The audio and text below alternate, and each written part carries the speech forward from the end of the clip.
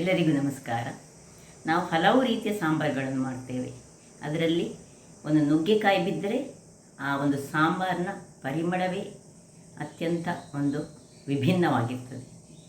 ಹಾಗಿರುವಾಗ ಈ ಸೀಸನ್ನಲ್ಲಿ ಅಂದರೆ ಸಮ್ಮರ್ ಸೀಸನ್ನಲ್ಲಿ ಸ್ವಲ್ಪ ನುಗ್ಗೆಕಾಯಿ ಹೀಟ್ ಆಗುವಾಗ ನಾವು ಕರಾವಳಿಗರು ಏನು ಮಾಡ್ತೇವೆ ಹೇಳಿದರೆ, ಈ ತೊಗರಿಬೇಳೆಯ ಬದಲು ಹೆಸರು ಬೇಳೆಯನ್ನು ತೊಗರಿಬೇಳೆ ಸಹ ತುಂಬ ತಂಪನ್ನು ನೀಡುವಂಥದ್ದು, ಹೆಸರು ಕಾಳನ್ನು ಹಾಕಿ ಅದನ್ನು ಸಹ ನೆನೆ ಹಾಕಿ ಮಾಡಿದಂತಹದ್ದು ಅಥವಾ ಮೊಳಕೆ ಬರಿಸಿ ಮಾಡಿದಂತಹ ಈ ಹೆಸರು ಕಾಳನ್ನು ನಾವು ಬಳಸ್ತೇವೆ. ಇವತ್ತು ನಾವು ಕರಾವಳಿಗರು ಮಾಡುವಂತಹ ಹೆಸರು ಕಾಳು ಹಾಗೂ ನುಗ್ಗೆಕಾಯಿಯನ್ನು ಬಳಸಿ ಒಂದು ರುಚಿಕರವಾದ ಸಾಂಬಾರನ್ನು ಮಾಡಿದ್ದೇನೆ. ಇದನ್ನು ಅನ್ನದೊಟ್ಟಿಗೆ ತಿನ್ಬೋದು ಅಥವಾ ಇಡ್ಲಿ, ಚಪಾತಿಯ ಅಥವಾ ದೋಸೆ ಯಾವುದರೊಟ್ಟಿಗೆ ಸಹ ಇದರ ಕಾಂಬಿನೇಷನ್ ಬಹಳ ಚೆನ್ನಾಗಿ ಬರ್ತದೆ. ಹಾಗಿರುವಾಗ ಯಾರೆಲ್ಲ ನನ್ನ ಚಾನಲನ್ನು ನೋಡ್ತಿದ್ದೀರಿ, ಯಾರೆಲ್ಲ ಇನ್ನೂ ಸಬ್ಸ್ಕ್ರೈಬ್ ಮಾಡಿಲ್ಲ ದಯವಿಟ್ಟು ಸಬ್ಸ್ಕ್ರೈಬ್ ಮಾಡಿ ಸಪೋರ್ಟ್ ಮಾಡಿ ಅಂತ ಹೇಳುತ್ತಾ ಬನ್ನಿ ಯಾವ ರೀತಿ ನಾವು ಈ ಒಂದು ಸಾಂಬಾರನ್ನು ಮಾಡ್ತೇವೆ ಅಂತ ನೋಡೋಣ. ವೀಕ್ಷಕರೇ, ಇಲ್ಲಿ ನೋಡಿ ಹೆಸರು ಕಾಳು ಉಂಟು. ಸಮ್ಮರ್ ಸೀಸನಿಗೆ ಬೇಕಾದ ಇನ್ನೊಂದು ರೆಸಿಪಿ ಇದು. ಗ್ರೇವಿ ಮಾಡ್ತಿದ್ದೇನೆ, ಅಂದರೆ ಸಾಂಬಾರು. ಈ ಹೆಸರು ಕಾಳು ಮತ್ತು ನುಗ್ಗೆಕೋಡನ್ನು ಬಳಸಿ ನಾನು ಇವತ್ತು ಕರಾವಳಿ ಶೈಲಿಯ ಒಂದು ಸಿಂಪಲ್ ಸಾಂಬಾರು. ಇದಕ್ಕೆ ಬೇಕಾದದ್ದು ಒಂದು 150 ಗ್ರಾಮ್ಸ್ನಷ್ಟು ಹೆಸರನ್ನು ನಾನು ರಾತ್ರಿ ನೀರಿನಲ್ಲಿ ಹಾಕಿಟ್ಕೊಂಡಿದ್ದೇನೆ. ಇದನ್ನು ನೀವು ಮೊಳಕೆ ಬರಿಸಿ ಸಹ ಮಾಡ್ಬೋದು, ಮಾಡಿದರೆ ಸಹ ಬಹಳ ಒಳ್ಳೆ ಆಗ್ತದೆ. ಒಂದು ಈರುಳ್ಳಿ, ಒಂದು ಟೊಮ್ಯಾಟೊ, ಇನ್ನು ಇದರಲ್ಲಿ ಒಂದು ಕಡೆಯಷ್ಟು ತೆಂಗಿನಕಾಯಿ ಬೇಕು ನಮಗೆ, ಕೊತ್ತಂಬರಿ ಸೊಪ್ಪು, 1 ಚಮಚ ಕಡಲೆಬೇಳೆ, 1 ಚಮಚ ಉದ್ದಿನಬೇಳೆ. ಇನ್ನು ಮಸಾಲೆಗೆ ಹೆಚ್ಚು ಮಸಾಲೆ ಏನಿಲ್ಲ, ಇದಕ್ಕೆ ಒಂದು 4-5 ಬ್ಯಾಡಗೆ ಮೆಣಸು, ಕೊತ್ತಂಬರಿ ಬೀಜ 1.5 ಚಮಚ ಆದರೆ 1 ಚಮಚ ಜೀರಾ, 1/4 ಚಮಚದಷ್ಟು ಮೆಂತೆ, 5-6 ಕಾಳುಗಳಷ್ಟು ಈ ಪೆಪ್ಪರ್ಕಾರ್ನ್ಸ್ ಮತ್ತು 1 ತುಂಡು ಬೆಲ್ಲ. ಈಗ ಮೊದಲಿಗೆ ಒಂದು ಬಾಣಲೆಯನ್ನು ತೆಗೆದುಕೊಂಡಿದ್ದೇನೆ. ಅದರಲ್ಲಿ ಈ ನೆನೆಸು ನಾನೀಗ ನೀರು ತೆಗೆದದ್ದು, ಅದಕ್ಕೆ ಈಗ ನೀರನ್ನು ಹಾಕೊಳ್ಳೋಣ. 1 ಲೋಟದಷ್ಟು, ಅದು ಮುಳುಗುವಷ್ಟು ನೀರನ್ನು ಹಾಕೊಳ್ತಿದ್ದೇನೆ. ಇನ್ನು ಇಲ್ಲಿ ಏನು ನಾನು ಕಟ್ ಮಾಡಿ ಸಿಪ್ಪೆ ತೆಗೆದಿಟ್ಟುಕೊಂಡಿದ್ದೇನೆ, ನುಗ್ಗೆಕಾಯಿ ಡ್ರಮ್ ಸ್ಟಿಕ್ಸ್, ಇದನ್ನು ಹಾಕ್ಕೊಳ್ತಿದ್ದೇನೆ. ಇನ್ನು 1 ನೀರುಳ್ಳಿ, ಕಟ್ ಮಾಡಿದಂತಹ 1 ನೀರುಳ್ಳಿ. ಇದರಲ್ಲಿ ಸ್ವಲ್ಪ ನೀರುಳ್ಳಿ ಇಟ್ಟುಕೊಂಡು ಉಳಿದ ನೀರುಳ್ಳಿಯನ್ನು 4-5 ತುಂಡುಗಳಷ್ಟು ನೀರುಳ್ಳಿ ಇಟ್ಟುಕೊಂಡು ಉಳಿದ ನೀರುಳ್ಳಿಯನ್ನು ಹಾಕ್ಕೊಳ್ತಿದ್ದೇನೆ. ಟೊಮ್ಯಾಟೊ ಹಾಕ್ಕೊಳ್ತಿದ್ದೇನೆ. ಕರಿ ಲೀವ್ಸ್ 1-2 ಎಳೆಯಷ್ಟು ಹಾಕ್ಕೊಳ್ಳಿ, ಕರಿ ಲೀವ್ಸು.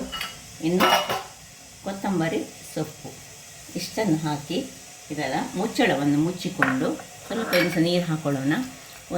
ಸಾಧಾರಣ ಬೇಯಬೇಕಿದ್ದು, ಬೇಯುವಷ್ಟು ಬೇಯಲಿಕ್ಕೆ ಇಟ್ಕೊಳ್ಳೋಣ. ಮುಚ್ಚಳ ಮುಚ್ಚಿ ಬೇಯಿಸ್ಕೊಳ್ಳೋಣ. ಈಗ ಇಲ್ಲಿ ಒಂದು ಬಾಣಲೆಯನ್ನು ಇಟ್ಟುಕೊಂಡು ಮಸಾಲೆ ಹುರಿಯೋಣ. ಮಸಾಲೆ ಸಿಂಪಲ್ ಮಸಾಲೆ. ಈ ಸಮ್ಮರ್ ಸೀಸನ್ಗೆ ಬೇಕಾದಂತಹ ಈ ನುಗ್ಗೆಕಾಯಿ ತುಂಬ ಉಷ್ಣಾಂಶವನ್ನು ಹೊಂದಿರೋದ್ರಿಂದಾಗಿ ಬಟ್ ಆರೋಗ್ಯಕ್ಕೆ ಬಹಳ ಉತ್ತಮವಾದುದು. ಹಾಗಾಗಿ ನಾವು ಅದಕ್ಕೆ ಈ ಸಮ್ಮರಲ್ಲಿ ಈ ಹೆಸರು ಕಾಳನ್ನು ಹಾಕಿದರೆ ಬಹಳ ಚೆನ್ನಾಗಿ ಬರ್ತದೆ. ಇದೀಗ ಆಯಿತು. ಈಗ ಇಲ್ಲಿ ನಾವು 5 ಮೆಣಸನ್ನು ಹಾಕ್ಕೊಳ್ತಿದ್ದೇನೆ. ಮೆಣಸು ಚೂರು ಮಾಡುವಾಗ ಇದನ್ನು ಸೈಡಲ್ಲಿ ಇಟ್ಟುಕೊಂಡು ಉಬ್ಬಿ ಬರುವಾಗ ಈ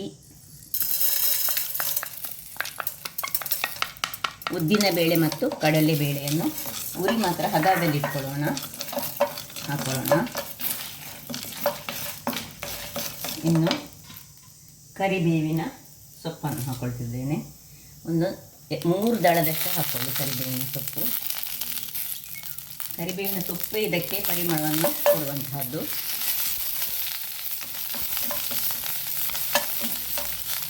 ಇನ್ನು ಸ್ವಲ್ಪ ಕೊತ್ತಂಬರಿ ಸೊಪ್ಪು ಸಹ ತುಂಬ ಇದ್ದರೆ ಅದನ್ನು ಕಟ್ ಮಾಡಿ ಇಟ್ಕೊಂಡ್ರೆ ಬಹಳ ಉತ್ತಮ. ಈಗ ಜೀರಿಗೆ, ಕೊತ್ತಂಬರಿ ಬೀಜ, ಮೆಂತೆ ಹಾಗೂ ಕಾಳುಮೆಣಸು ಇಷ್ಟನ್ನು ಹದ ಉರಿಯಲ್ಲಿ ಚೆನ್ನಾಗಿ ಹುರಿದುಕೊಳ್ಳೋಣ.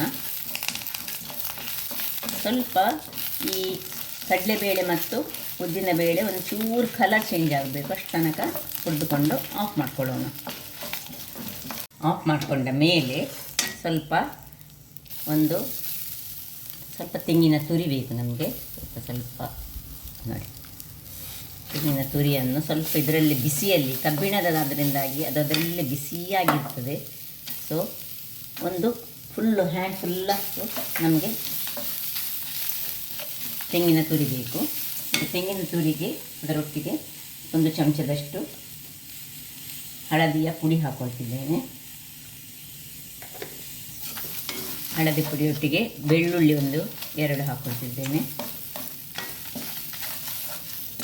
ಇನ್ನು ನೀರುಳ್ಳಿಯನ್ನು ಇಟ್ಟುಕೊಂಡಿದ್ದೇವೆ, 1 ನೀರುಳ್ಳಿಯಲ್ಲಿ ಅದನ್ನು ಸಹ ಹಾಕ್ಕೊಳ್ತಿದ್ದೇನೆ.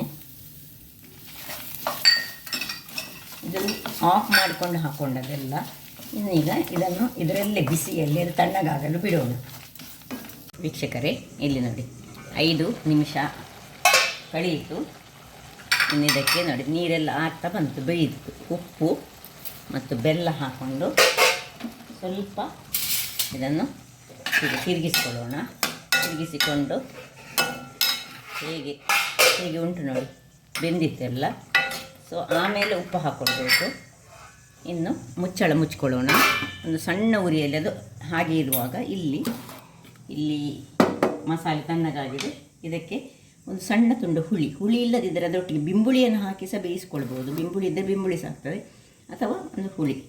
ಇಷ್ಟನ್ನು ಈಗ ನಾವು ಗ್ರೈಂಡರಿಗೆ ಹಾಕ್ಕೊಂಡು ಎಲ್ಲವನ್ನು ತಣ್ಣಗಾಗಿದೆ. ಇದನ್ನು ಸ್ವಲ್ಪ ನೀರನ್ನು ಹಾಕ್ಕೊಂಡು ಒಳ್ಳೆ ಒಂದು ಮಸಾಲೆಯನ್ನು ರೆಡಿ ಮಾಡಿಕೊಂಡು ಬರೋಣ. ವೀಕ್ಷಕರೇ ನೋಡಿ, ಮಸಾಲೆ ರೆಡಿಯಾಗಿ ಬಂತು. ಈಗ ಇಲ್ಲಿ ಇದು ಫುಲ್ಲು ಬೆಂದಿದೆ, ಸಾಕು. ಇಷ್ಟ ಆಗುವಾಗ ಈಗ ಇದನ್ನು ಡೈರೆಕ್ಟ್ ಟ್ರಾನ್ಸ್ಫರ್ ಮಾಡಿಕೊಳ್ಳೋದು. ಇನ್ನು ಸ್ವಲ್ಪ ನೀರನ್ನು ಹಾಕ್ಕೊಂಡು, ಒಂದು ಅರ್ಧ ಲೋಟದಷ್ಟು ನೀರು ಹಾಕ್ಕೊಂಡು, ಮತ್ತು ಕನ್ಸಿಸ್ಟೆನ್ಸಿ ನಿಮಗೆ ನಿಮ್ಮ ಸಾಂಬಾರು ಯಾವ ರೀತಿಯಲ್ಲಿ ದಪ್ಪ ಬೇಕಿದ್ರೆ ದಪ್ಪ, ನೀರು ಬೇಕಿದ್ರೆ ನೀರು, ಹಾಗೆ ಅದೇ ರೀತಿಯಲ್ಲಿ ಮಾಡಿಕೊಂಡ್ರೆ ಆಯ್ತು ನೋಡಿ. ಇದು ಹೆಸರು ಕಾಳು ಸ್ವಲ್ಪ ಟೈಮ್ ಹೋದ ಹಾಗೆ ಇದು ಒಳ್ಳೆ ದಪ್ಪ ಸಾಕ್ತದೆ. ಅದರಿಂದಾಗಿ ಸ್ವಲ್ಪ ಇನ್ನೂ ಸಹ ನೀರು ಮಾಡಿಕೊಳ್ಳೋದು ಬಹಳ ಉತ್ತಮ ನೋಡಿ.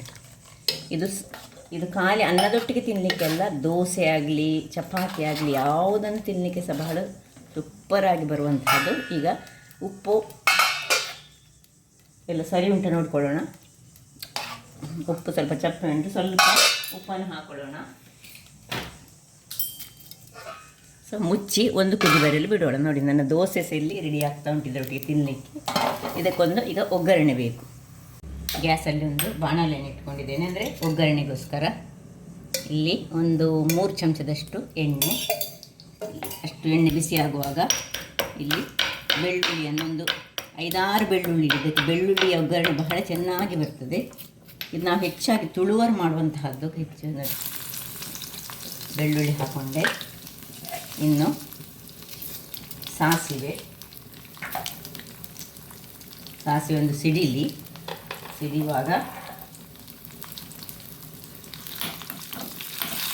ಬೆಳ್ಳುಳ್ಳಿ ಸ್ವಲ್ಪ ಕಾಯಬೇಕು. ಅದಕ್ಕೆ ಬೆಳ್ಳುಳ್ಳಿ ಕಾಯಿತು. ಸಾಸಿವೆ, ಕರಿಬೇವಿನ ಸೊಪ್ಪು, ಮತ್ತೊಂದು ಮೆಣಸು ಇಷ್ಟನ್ನು ಹಾಕಿ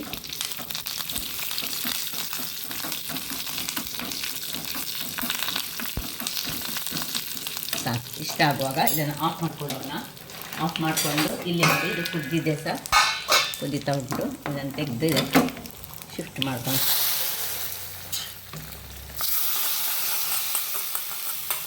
ಕುದೀತಿರೋದಕ್ಕೆ ಹಾಕ್ಕೊಂಡು ಕೂಡಲೇ ಮುಚ್ಚಿಬಿಟ್ಟು ಆಫ್ ಮಾಡಿಕೊಳ್ಳೋಣ.